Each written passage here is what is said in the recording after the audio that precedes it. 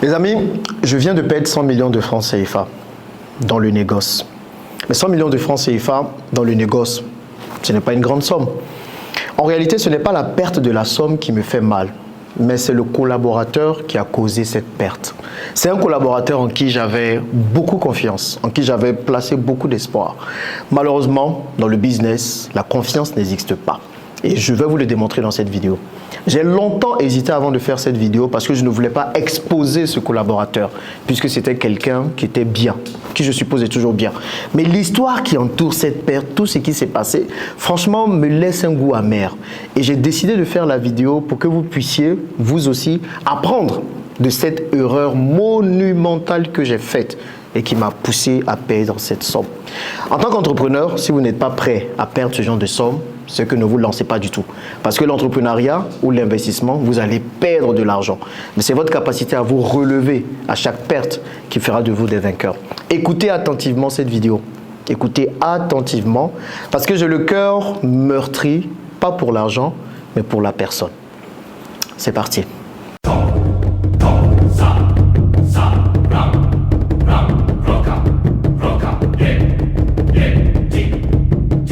Bon, si vous êtes là pour la première fois sur la chaîne des investisseurs africains, bienvenue. Je m'appelle Jean-Yves Bragbo, je suis multi-investisseur en Afrique principalement, mais aussi dans d'autres contrées du monde. Et ici, je partage un peu tous mes investissements et je donne des conseils pour que vous puissiez réussir vos investissements. Mes erreurs que j'ai faites dans cette vidéo que je vais partager avec vous vous aidera certainement à devenir de meilleurs entrepreneurs ou des meilleurs investisseurs. Si c'est une thématique qui vous intéresse, deux choses simples à faire. La première, abonnez-vous rapidement. Et la deuxième, cliquez sur la cloche de notification pour ne rien rater des vidéos que je publie très régulièrement ici. Bon, aujourd'hui, on va parler d'un secteur très juteux. Vous savez, moi, je suis très fan du business de négoce. C'est un business que je fais depuis 2018. Je l'ai commencé au Ghana, ensuite j'ai fait au Bénin et là, maintenant, je fais en Côte d'Ivoire depuis un certain temps. C'est un business qui peut vous rapporter énormément d'argent, mais en même temps, qui peut vous faire perdre énormément d'argent quand vous faites une petite erreur. Donc, c'est un business auquel il faut faire attention, quoi qu'il reste très juteux. Eh bien, moi, je viens de perdre 100 millions de francs CFA, 150 000 euros. Bon, je vous dis ça comme ça parce que, en réalité, perdre cette somme, je sais que je peux la gagner après. On va mettre les systèmes en place pour gagner, mais ça reste quand même 100 millions de francs CFA. Et c'est comment la perte est arrivée qui me fait le plus mal. Donc, je vais tout vous expliquer dans les détails. On va appeler le collaborateur en qui j'ai eu confiance, Joseph. Comment on commence avec Joseph? Moi, aujourd'hui, je fais deux types de négoces. Je fais le commerce local et le commerce international, l'export. Et ce sont les deux formes de négoce qu'on peut faire. Donc, quand vous entendez négoce des matières premières, c'est un peu ça.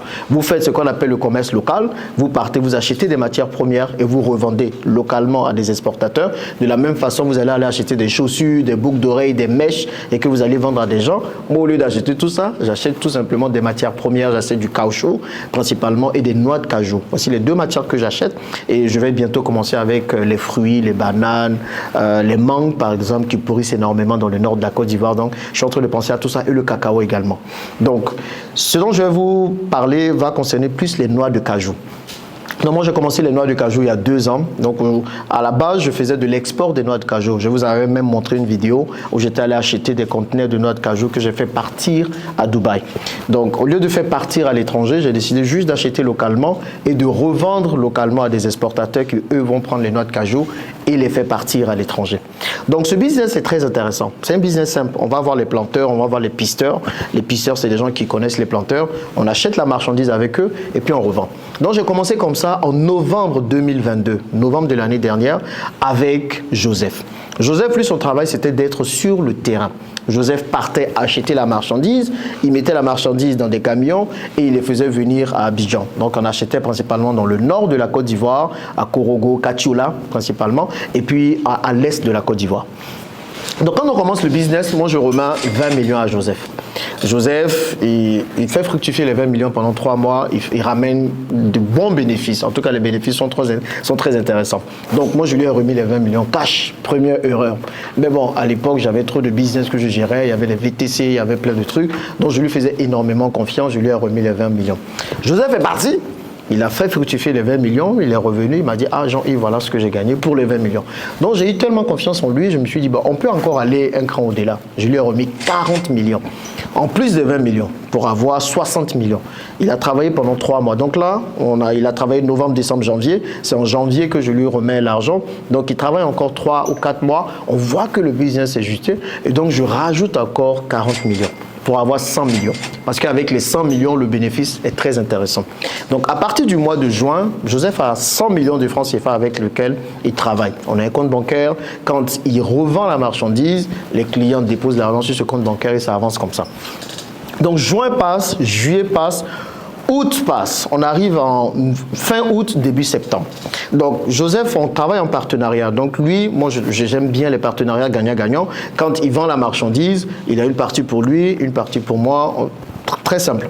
Et donc, on se parle régulièrement. Avant qu'il fasse quoi que ce soit sur le terrain, il me dit, on doit discuter et prendre ensemble des décisions. Et c'est ce que je dis à tous mes partenaires. Ne prenez pas des décisions seuls dans vos coins. Si vous avez des décisions comme donner un prêt, avancer de l'argent et tout, on en parle, on décide et on avance. Donc, on se faisait des points régulièrement, une fois par semaine. Maintenant, malheureusement, fin août, c'est là que ça coïncidait avec le problème que j'ai eu avec mon entreprise au Kenya, EasyBox. J'ai fait une vidéo dessus où avec un autre partenaire, les choses se sont très mal passées et j'ai décidé de récupérer EasyBox. Donc, fin août, j'étais au Kenya. Je suis resté au Kenya pendant 1 mois quasiment et je devais redresser EasyBox. J'étais très préoccupé par ça parce qu'il y avait 50 millions aussi de crédits qu'on m'avait laissé là-bas qu'il fallait aller régler. Donc pendant que j'étais très occupé à faire tout ça, Joseph était tout seul ici en train de gérer l'activité de négoce. Donc il ne me donnait plus de nouvelles. Tout le mois de septembre, on n'a pas fait de point, j'ai pas eu de nouvelles. Octobre, j'ai pas eu de nouvelles. Donc moi je reviens septembre, je gère encore d'autres soucis ici et tout. Et fin septembre, fin octobre, on en fait octobre plutôt, je lui dis mais écoute, j'ai pas de points, qu'est-ce qui se passe? Il me dit non, tout va bien, ne t'en fais pas, je suis en train de gérer là, j'ai acheté beaucoup de marchandises, il faut vraiment que je vende et tout. Je dis bon, vends rapidement et puis viens, on discute de ça. Et en même temps, je pars sur le business de l'hôtel, je suis aussi sur le business de restaurant. Donc j'ai tellement de business que lorsqu'un business, je me dis qu'il y a quelqu'un de confiance qui gère, je laisse le business, je me préoccupe des autres business. Donc octobre passe, novembre passe et décembre, j'ai toujours pas de points. Je dis non, là c'est pas normal. Et je commence maintenant à être derrière Joseph. Je lui dis mais écoute, non, donne-moi des informations sur le business parce que là c'est pas normal. Tu as 100 millions comme ça dans la nature, je n'ai rien, donne-moi les informations. Et c'est là que Joseph va déposer la bombe. Joseph m'explique que depuis le mois de septembre, il a acheté des marchandises. Donc il a acheté des marchandises. Normalement, la règle d'or dans le négoce, il ne faut pas utiliser tout ton argent pour acheter de la marchandise. Si tu as un budget de 100 millions, un fonds de roulement de 100 millions de francs CFA, tu prends 50 millions, tu achètes de la marchandise, tu vends cette marchandise et pendant que tu vends, que les clients sont en train de payer, tu rachètes une autre marchandise avec les 50 autres millions. C'est très important ça pour que vous puissiez comprendre. Joseph me dit que non, depuis le mois de septembre, il avait acheté beaucoup de marchandises. Donc, comme il voyait que le prix de la noix de cajou allait augmenter en octobre, donc il a acheté beaucoup de marchandises. Il n'a pas acheté pour 50 millions seulement de francs CFA, il en a acheté pour jusqu'à 80 millions de francs CFA parce qu'il se disait qu'il allait pouvoir revendre. Pas de bol, il achète pour 80 millions de marchandises. On a des personnes qui travaillent avec nous qui fait un accident grave de moto. Peut-être je vous montrerai les photos. Il est blessé de partout, la lèvre coupée. Donc ça fait que Joseph n'a pas trop le temps de s'occuper des opérations sur place. Il commence à aller suivre cette personne à l'hôpital. Pendant qu'il fait ça, il pleut énormément. Si vous vous rappelez, en Côte d'Ivoire, en octobre, il pleuvait énormément. Donc les marchandises sont restées bloquées parce que les camions ne peuvent pas bouger. Donc la marchandise reste comme ça pendant 2-3 semaines sans qu'on puisse les vendre. Pas de bol, les planteurs et les pisteurs qui avaient vendu la marchandise parce qu'elle était stockée ont pris la marchandise et ils sont allés vendre dans le dos de Joseph. Ça, c'est l'histoire que Joseph me dit. Donc je suis là, je me dis, mais pourquoi Joseph, à un moment donné, il prend autant de zèle pour aller acheter 100 millions de marchandises, pendant que nous, on s'est donné des règles. On dit on n'achète pas des marchandises avec tout l'argent qui est là. On prend la moitié, on achète des marchandises et l'autre moitié reste. Comme ça, quand on revend, on peut tout de suite rebondir. Le problème, c'est que quand vous perdez tout votre argent, c'est difficile de rebondir. Alors que si on achetait que de la marchandise pour la moitié de l'argent, même si on a des soucis, que les gens n'achètent pas et tout, on a l'autre partie pour aller acheter.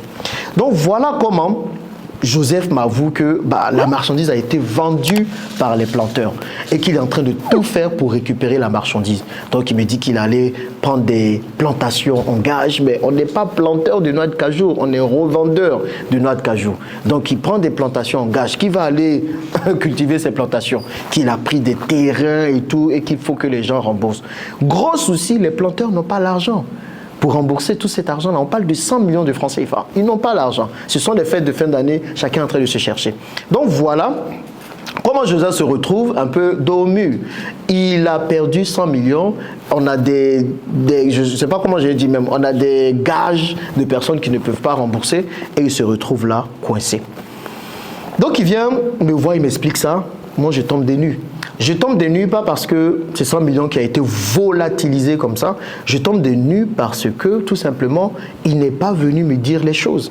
Et même quand je regarde, que je lui dis, donne-moi un point détaillé de ce que tu as acheté, je me rends compte que le gars, il est parti donner des crédits à certains planteurs. C'est qu'on ne fait pas du tout dans le négoce. Tu ne vas pas donner des prêts à des personnes, tu ne sais pas si elles vont rembourser. Et le gros problème, c'est que j'avais acheté un 4x4, une voiture bien pour que Joseph puisse partir à l'intérieur pour rouler. Donc, à un moment donné, Joseph, il avait commencé à prendre la confiance. Le gars, il a une 4x4, il a 100 millions de francs CFA. Quand il arrive, c'est un peu un babatier. Donc, forcément, peut-être qu'il a pris un peu de zèle. Et donc, il a commencé à utiliser l'argent à mauvais escient. Donc, que pensez-vous de l'histoire de Joseph? Parce que je peux vous dire que je doute un peu qu'il ait vraiment acheté pour 100 millions de marchandises et que toutes ces marchandises aient été volées en même temps. J'ai envie de dire peut-être qu'une partie des marchandises a été volée, mais pas toutes. Qu'on achète des tonnes, on est en train de parler de quasiment de 300 tonnes, voire plus, de marchandises volées. Il y a un problème. Donc, vraiment, jusqu'à présent, je doute un peu que toute la marchandise a été volée. Donc ça, c'est ma première question. C'est mon questionnement qui me hante depuis. Et c'est pour ça que je dis, je me sens un peu trahi, parce que je m'attendais à ce qu'ils me disent tout, qu'on se raconte tout, qu'on puisse aller. Donc vous, est-ce que vous croyez en cette histoire? Parce qu'il y a d'autres choses que j'ai, quand je raconte à des personnes, on me dit certainement il a pris l'argent, il a fait un autre business avec, ça n'a pas marché. Et donc comme ça n'a pas marché, qui pensait à gagner de l'argent pour remettre dans le business de négoce, eh bien voilà, il est coincé aujourd'hui. Et ça, plusieurs personnes le font. Donc qu'est-ce que vous en pensez? Maintenant, moi, l'erreur que j'ai commise, et c'est pour ça que je m'en veux personnellement, c'est d'avoir fait trop confiance en Joseph. Et je me rends compte aujourd'hui, avec tous les business que je fais, et ça c'est important pour vous, que lorsque vous faites des business où vous avez 100% confiance et que vous déléguez tout à quelqu'un, forcément la personne demain va vous décevoir. Donc, s'il y a quelque chose qu'il faut gérer, maîtriser dans le business que vous faites, c'est le cash. Il faut que vous soyez là où le cash se trouve. Si j'avais décidé de garder l'argent et de me dire que lorsque Joseph va trouver des planteurs et qu'on arrive à trouver des marchandises et que ce n'est pas lui qui a le cash, mais c'est moi ou c'est un de mes contacts qui payait le planteur, on allait savoir exactement à quel moment l'argent sort et on allait pouvoir maîtriser. Et c'était ce système que j'étais en train de mettre en place. On était en train de mettre en place le compte bancaire, on était en train de mettre en place plusieurs choses. Comme ça, Joseph n'allait pas avoir besoin d'avoir 100 millions et se balader comme ça. Malheureusement, ce n'est pas venu à temps et puis l'argent a été dilapidé. Donc moi, mon erreur, c'est de ne pas avoir maîtrisé le cash. Et ça, je n'arrête jamais de vous le dire. Vous faites un business, c'est vous qui devriez maîtriser le cash. Aujourd'hui, toutes les autres entreprises que je gère, c'est moi qui ai les comptes bancaires. Aucune transaction ne se fait sans que je ne sois au courant. Et parce que dès que je ne suis pas au courant d'une transaction, c'est fini. C'est que l'argent va se volatiliser. Et c'est malheureusement l'erreur que j'ai commise. Maintenant, l'erreur que Joseph a commise, soit il a été trop zélé. Parce qu'il faut avoir du zèle pour prendre 100 millions que quelqu'un te donne pour aller acheter de la marchandise derrière son dos à n'en point finir et ne pas pouvoir le vendre. Et j'ai envie de dire, quand on est partenaire, on se couvre mutuellement. Il aurait pu m'en parler, on aurait décidé ensemble et si on se cassait la figure, on se cassait la figure ensemble. Maintenant qu'il est allé vendre tout seul dans mon dos, moi quand il vient me voir, je lui dis, écoute Joseph, tu me rembourses tout l'argent. Je lui ai donné jusqu'à la fin de ce mois de décembre pour me rembourser les 100 millions. Il ne rembourse pas, je vais prendre en fait les décisions qu'il faut. Et ça me fait mal parce que prendre 100 millions, donner à quelqu'un comme ça veut dire qu'il faut avoir énormément confiance à la personne. Et le souci dans nos pays, c'est qu'on essaie de trouver des personnes de confiance avec qui on va avancer, avec qui on va faire un partenariat gagnant-gagnant. Mais je vous assure, toutes les personnes avec qui j'ai voulu travailler dans ce sens-là, elles m'ont toutes déçu. Il n'y a personne en qui tu peux avoir confiance à 100%, à qui tu peux donner ce genre de somme pour travailler. Mais le problème, c'est quoi? C'est qu'on veut créer des emplois, on veut aider les gens à se développer. Moi, je suis plutôt un entrepreneur participatif. En fait, je n'aime pas faire les choses seul, vous le savez déjà. Donc, j'aime travailler avec d'autres personnes. Mais je ne peux pas être là, payer des personnes, faire en sorte que ces personnes gagnent et puis venir encore être là en train de contrôler l'argent, en train de tout faire. Au final, je fais tout, je donne l'argent, je gère tout et puis les personnes me servent à quoi? Autant ne pas faire. Donc aujourd'hui, une des règles maintenant que je m'applique à moi-même pour 2024, tout business où je ne peux pas contrôler l'argent, où je n'ai pas assez de temps pour gérer, je ne le fais pas. Parce que sinon, je perds de l'argent. Et Joseph m'a encore une fois déçu. Donc moi, j'attends jusqu'en fin décembre. C'est pour ça que je suis encore tranquille. Il faut qu'il trouve le moyen de rembourser cet argent. Je ne sais pas où il va partir, mais il va devoir rembourser cet argent. C'était un bon élément et c'est ça qui me fait mal. C'était quelqu'un en qui j'avais confiance. J'espère qu'il n'a pas utilisé l'argent pour autre chose. Je l'espère. Et j'espère que l'histoire qu'il raconte est plausible. Il m'a montré des gages qu'on avait, que certains planteurs ont donné, des plantations et tout. Tout ça, j'ai les preuves. Mais je n'arrive pas encore à comprendre et à croire qu'il est vraiment acheté pour 100 millions de marchandises. Vraiment, je suis là, je suis en train de penser et je n'arrive pas à m'y remettre. Mais bon, cela n'empêche que le négoce reste un business très juteux, très important. Moi, je fais beaucoup la publicité des négoces parce que c'est à nous les Africains de maîtriser ce business. Mais attention, lorsque vous vous lancez dans ce business, n'allez pas faire les mêmes erreurs qui ont été faites par Joseph. Vous ne prenez pas tout votre argent pour acheter des marchandises sans être sûr de pouvoir les vendre demain. Et puis, maîtrisez le cash. Là, je vais mettre un système qui permet de maîtriser le cash dans le négoce. Un système auquel j'ai déjà pensé, mais qui prend un peu de temps pour être élaboré. Et puis, je vais vous le partager. À tous ceux qui sont dans le négoce, ce sera un système qui va pouvoir vous aider. Et si vous n'êtes pas encore dans le négoce, malgré le fait que j'ai perdu cette somme, lancez-vous parce que si on paie 100 millions, ça veut dire qu'il y a beaucoup d'argent dedans. Il y a énormément d'argent dedans. Et lancez-vous.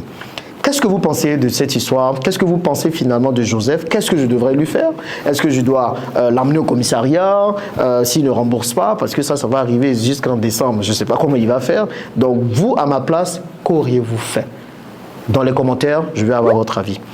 Merci d'avoir suivi cette vidéo. C'était Jean-Yves, l'investisseur africain. Et on se dit à bientôt dans une prochaine vidéo. Merci.